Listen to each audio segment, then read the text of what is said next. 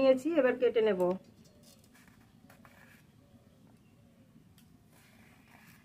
একটা পটল 4 ভাগ করব।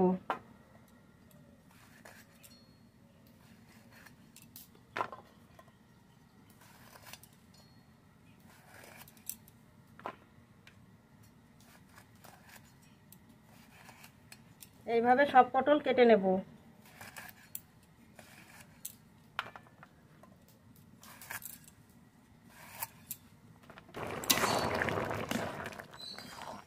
লাউ দিয়ে ডাল দিয়ে এইভাবে একবার নিরামিষ রান্না করে খেয়ে দেখবেন, খুব ভালো লাগবে। ডাল নিরামিষ রান্না হয়ে গেছে, এবার নামিয়ে নেব।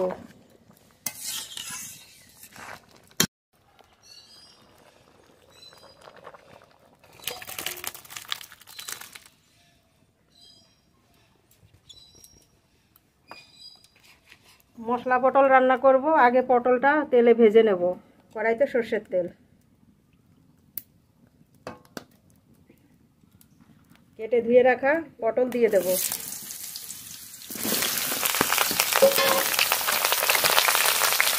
লবণ, হলুদ গুঁড়ো,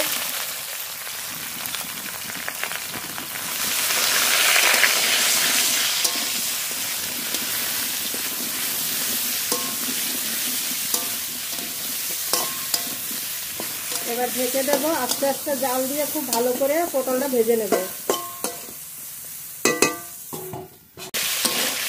আস্তে আস্তে জাল দিয়ে নেড়ে নেড়ে পটল খুব ভালো করে ভেজে নিয়েছি, এবার নামিয়ে নেব।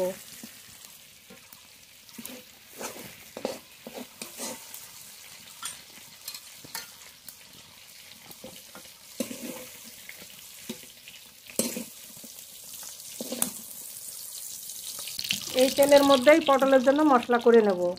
আর একটু তেল দেব। ফোড়নে গোটা জিরে ফোড়ন করে নিয়েছি, এবার পেঁয়াজ কুচি দেব। পেঁয়াজ কুচি,